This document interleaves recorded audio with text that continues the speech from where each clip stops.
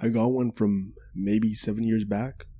16-year-old me and parents are headed out to meet our cousins to help them set up their music festival. Venues are a little different this year. Instead of a desert, it's some campground or something up in the California woods. Can't remember where. Really high elevation. It's almost like 4,000 feet above sea level. Took a long time to get there because a bunch of roads were closed for one reason or another. Finally pull up to the place after going through a dense part of the woods on a dirt road. Meet with our cousins and the property owner. Start setting up all the stages and dance areas. Fast forward the next day. I'm wandering around as artists are practicing their sets and doing sound testing. I don't much care for psychedelic dance music, so I'm trying to find something to occupy my time. Find some abandoned tents and tarps from another event that happened recently. Paper plate note left behind for someone. Mentioned something about not knowing where they went, but they were headed home now, and didn't want to leave them wondering where their friends went. Weird, but whatever. Sometimes people get left behind at these things. Start wandering around some of the off-road trails near the property owner's place. Tons of abandoned vehicles. Old construction trucks and whatnot from the 60s and 70s. Very neat. Always liked doing urbex. Kept following the trails, which eventually turned into off-roading trails like four-wheelers and stuff. Noticed a lot of RVs rotting in the woods too. Some were locked, some weren't. Broke into a few. They still had things inside. Clothes, rags, kitchenware. Random garbage mostly. Big gross inside them. Smells moldy too. Continue on the trail and start coming across the remains of old wooden shacks. Shit tons of rusty cans around. Big ones too. Real chassis from the 40s, 50s? There's at least 10 more ruins like that along the road. Figured I'd seen enough for today and head back to the festival. The next day I head off to the opposite side of the campground. I walk along the dirt bike trail again. Not as many buildings on this side. Mostly just thickets and brush. Come across a little footpath going deeper into the forest.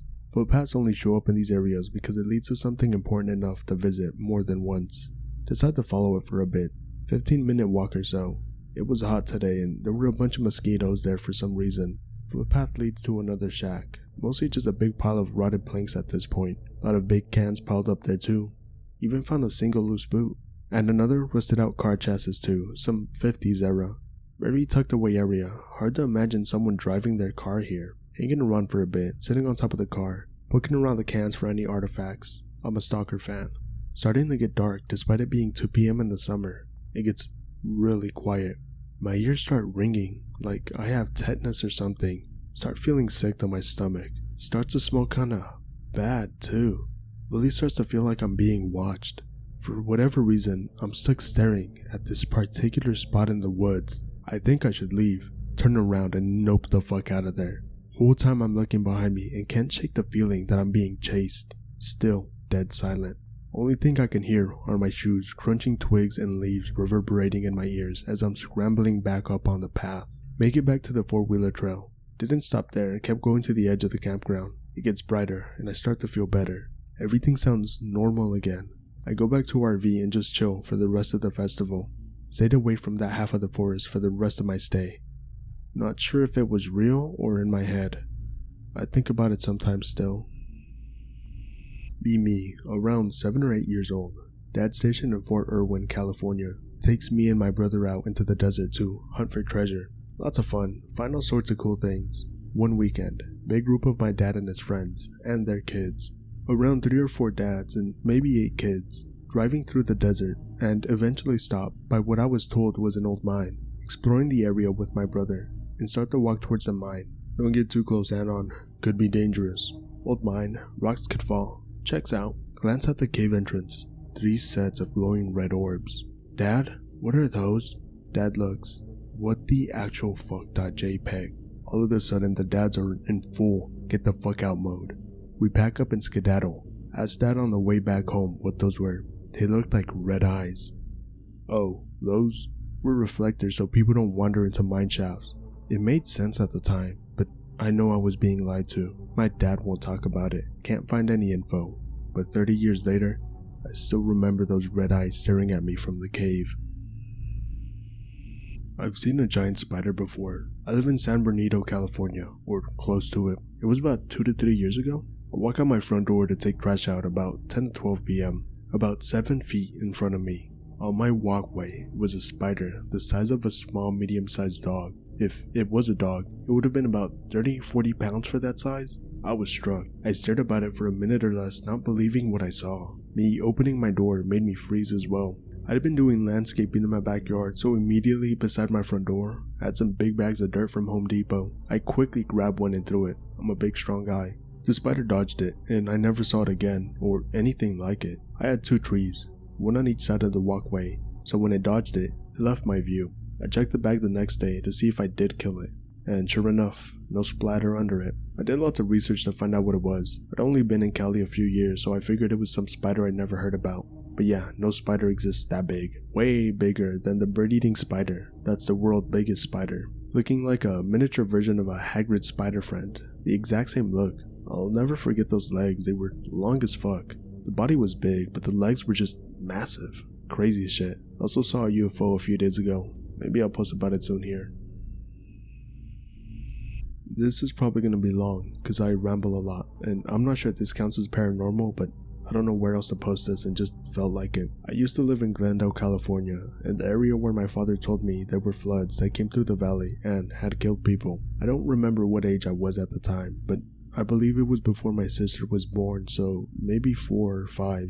I have no memory of this dream or this event occurring, and only knew about it later from my dad. What he told me was that I woke up in the middle of the night screaming for my parents to help me. They came into my room and said I was sitting up in the bed, staring at the ceiling with my eyes frantically darting around and yelling for them. They asked me what was wrong, and all I could tell them was, "Make the faces stop looking at me." They kept asking me what I was seeing, but I wouldn't respond and kept yelling for them to help me. My dad was standing directly in front of me, shaking my shoulders, trying to wake me up, but he said that I couldn't see him or my mom standing behind him, crying, and continued screaming for them to help. For about 5 to 10 minutes, all I did was stare at the ceiling, screaming about the faces.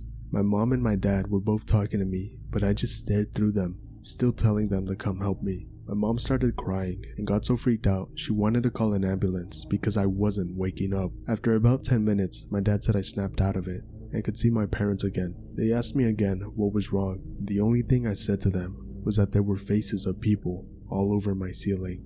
They were just looking at me, not doing anything. Like I said, I don't remember this at all, and I went back to bed no problem, but it definitely left my parents a bit shaken. Ever been awakened by an entity? I'm awakened by a feeling of crippling fear, too frightening to open my eyes, since it's laughing at me, trying to process if it's real. It feels very real. Feel the blankets being pulled at the foot of my bed. I'm now realizing this is really happening. Front door downstairs opens up and wife with our daughters come home and yell out, "We're home, Dad!" I suddenly open my eyes and the blanket and sheet is neatly pleated like a dry clean drape. Wife told me she experienced this before and felt I might have mocked her, so stayed silent. The next day, my wife took our oldest daughter to school for a function while I stayed home with the younger daughter because she wasn't feeling well. We sat in the dark watching a TV movie and I noticed a strange shadow and she says, "Dad, there's a shadow man on the wall watching us." I was surprised. She knew the term shadow man? And I was like, "That's okay, hun. I see him too. He can't hurt us. Let him be." She just went back to watching the TV show with me. I've had experiences my entire life. Turns out, our house, yes, Northern California, like the movie Poltergeist, was built on an old burial region and hunting ground. The town of Oakley, California, if anyone knows the area. There's a lot of weird stuff in Contra Costa County, like Sarah of Nortonville, aka White Witch who died in the 1870s. Many people have seen her at the state park Black Diamond Mines. Next to it is Gravity Hill, now closed to public driving through. 100 or so Chinese working on the railroad refused to sell their land in Riverton, now known as Antioch, California, and were hung in downtown. Just west, about 10 miles, the old town of Port Chicago, California, now Pittsburgh, California. A Navy ship with like 300 black sailors died when it exploded. There was apparently a mutiny of black sailors who were sick and tired of being treated like slaves by their commanding officers. That's just one county. San Francisco, Salona, and Napa County spooky too.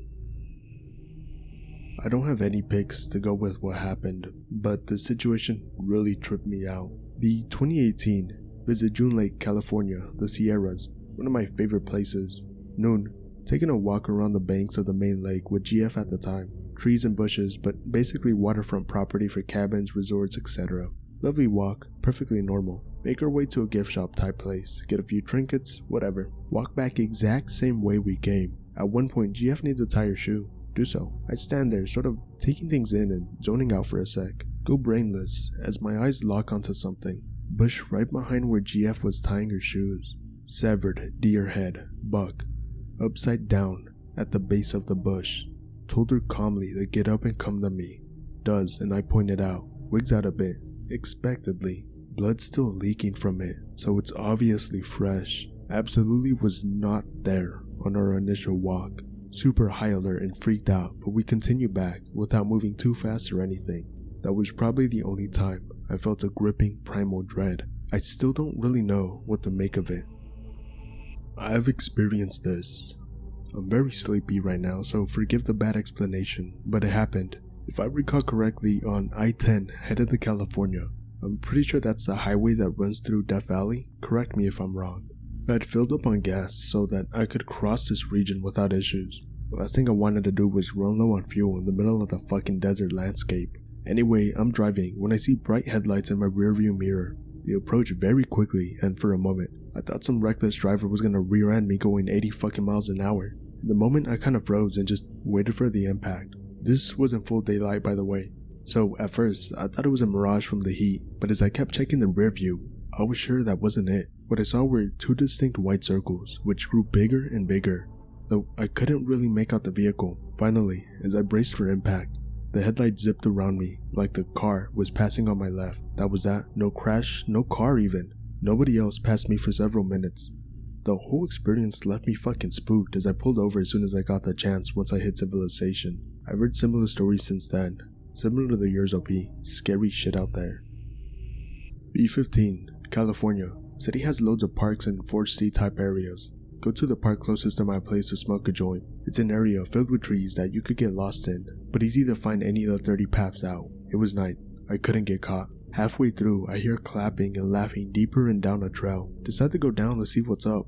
Get close enough to see 20 to 30 people in robes, and some ritualistic offering shit like a skinless animal. They must have smelled my loud, cause once I got to a point down the trail, they got dead silent, and I heard rustling. I instantly started running the moment I saw them putting out lights. It was already dark as it was. Didn't stop running till I hit the streets. Now I carry.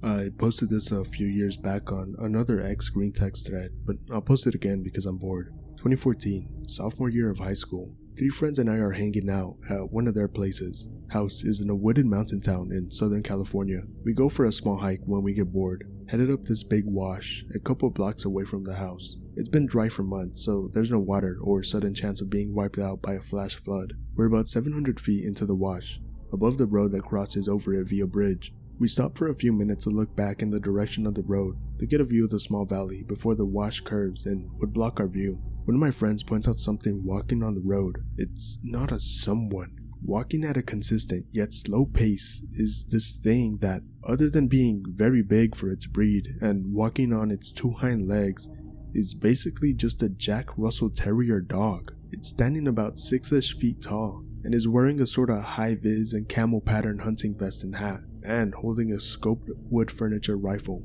We all see it, but it doesn't see us. Then, for some reason, my friend tries to call to it in a goading, mocking manner, calling it a man-loving furry and so on. This thing's arms are much too thin to be a fursuit. Once it notices us, it attempts to ready the rifle at us. We start running further up the wash, and somehow this dogman thing actually manages to fire the rifle once, but must have missed very poorly. We hear it to start to run after us after the shot, sometimes turning our heads back to see if this is really happening and we're not fucking crazy. After about 10 minutes of running, we reach an impassable cliff in the wash and start to pick up anything we could possibly use as a weapon. Luckily, it never followed us all the way for whatever logic it had. We definitely wouldn't have lost it. We returned to my buddy's house without ever seeing it again. One of the scary instances that happened to me. Apologies for being pre-funds, so no funds in this one. Be 20-something, metalhead with metalhead friends, NorCal East Bay Area. Before everything went to complete shit in that state. We all liked the party, and being in the Tri-Valley area, there was fuck all to do. We made things interesting now and then, and would find weird spots to get fucked up. One night, bored of getting fucked up at bro's house, decide to go somewhere and get shit-faced. One metalhead bro says he knows of an abandoned mine out in the Tesla road. We all agree, gather up bros and broettes, grab 8 of us, grab beers, weed, flashlights and head out. Drive up in the hills. Area around Altmont Pass is always windy. Always. That's why there's so many windmills. Fucking wind howling that night. Brush and scraggly trees being bent this way and that. Blasting Slayer, Megadeth, Metallica as we drive. Take a good half hour to get the destination. Pick related. Park cars here, pile out. Metal Bro says no flashlights as it's private property and the light would be seen. Hop the gate and start walking between the hills. Shit is creepy out here. Wind howling between the brown grassy mounds. Clouds making flickering shadows. Light alternating between bright to dark as they rip across the sky. Exit between 2 hills and a rolling valley opens up. Way off in the distance is the only man-made light from a distant building. Walk along a dirt path that rounds to the right. About half a mile of walking. What the fuck, Metal Bro? You didn't say we had to walk this fucking far. Lazy_asses.jpg. Distinct feeling of isolation and can literally feel the distance between where we're at and where the cars are parked. Fuck. Hope nothing happens. As we round a bend, a pit opens up down a path with old mine trailings piled up. Face of a large hill is scarred from early 1900s mining operations. Old abandoned equipment stands alone in the pit, where the trailing are. Metal Bro says nope. Entrance we need is up the face a bit. Walk up a narrow path above the pit. When we get up to the top of the trail, Metal Bro points. That's our entrance. What the fuck.png. Tiny opening we have to crawl through to get inside the mine. Everyone, including bitches, crawling in. I follow. Flashlights on. Big cave with tons of graffiti inside. Empty beers everywhere. Towards the back, 2 paths led out to the main chamber. One to the left and one to the right. Right side is a vertical descent straight downward. Old wooden ladder with broken rungs. Left side is another large opening, with a narrow trail around the circumference.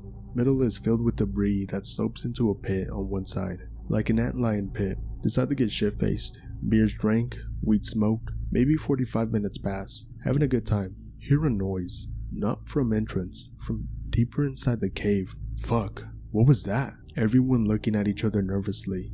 Silence descends. Mood goes from party central to stone cold sober. Hear another noise. Too brave or stupid, bros decide they're going to go look. Okay, have fun with that. Can't go down ladder, no fucking way too. Would be suicide for sure. They go the left path. Watch as these 2 idiots walk a narrow path around the antlion pit. Their flashlights disappear as they reach the far side and continue onto another part of the mine. Rest of us silent, looking at each other. Moaning noises. Not even remotely human. It came from the vertical shaft, almost positive. Cave with previously still air suddenly has movement. Can feel a very slight, very cold breeze. Can hear bros coming back, fast. More noises heard. Not just the noise of bros' shoes as they're coming back, but other noises. Like something moving. Following after them. Oh fuck this shit.mov. Bro says, get the fuck out. Cramming through tiny opening to get back outside. Wind screaming. Clouds covering most of the sky. Hardly any light. All of us are out. We're running back down the road. Look behind. Something shadowy emerges from the mine entrance. Jesus fuck.html. We're all running as fast as we can. The lights in the building way in the distance are off now. Car can be seen on the road where the building is, headed towards us. Moving slowly, but with purpose. We round the hill, hop the gate, and get in the cars. Firing up the engines. Something is there, between the hills, a ways back from the gate. Holy shit, drive. Can see soft glow as the headlights from the vehicle that was driving up the path start to illuminate the side of the hill. Dark thing, looks like it turns its head towards the direction the vehicle is coming. Then darts up the right side of the hill into the darkness. Fucking haul ass out of there. No music on the way back. We're all silent. Bitches are shaking and almost in tears. Get back to bro's house. We all just look at each other for a few minutes, then call it a night. To this day, we still don't know what it was. Why it was chasing us. We never went back to that place again. I still think of that night, whenever the clouds are tearing across the sky in front of the moon. What was the history of the mine and land around it? There were 2 small towns that sprang up around 1850, Tesla and Carnegie. They mined coal out of the Tesla site, as well as clay and sand. Carnegie used the clay to make bricks in their pottery plants. The sand was shipped off to Stockton for glass.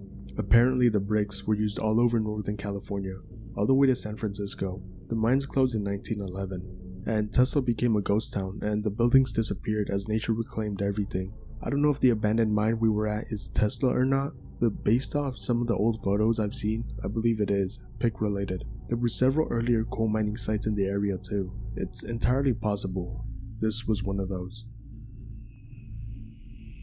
Between January and May of 1950, a small coastal town that was placed on the coastline of California experienced a series of strange and bizarre incidents throughout the 5 months of January to May of 1950.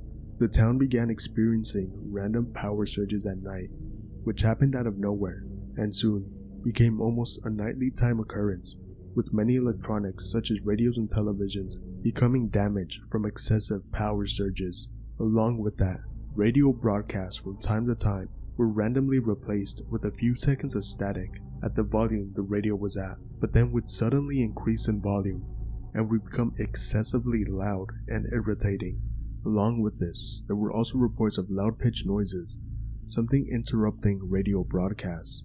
The town also experienced small earthquakes that happened randomly, but soon became common, and at any moment a small earthquake would have been a 5.0 to 5.9 on the Richter scale. Sometimes a strange pitched noise could be heard throughout most of the town and would last about 10 to 15 seconds. But after 5 months of all of this, at the end of May, it all stopped, like a switch had been flipped, and the town returned to normal, and has mainly been forgotten by residents, and its events faded into obscurity.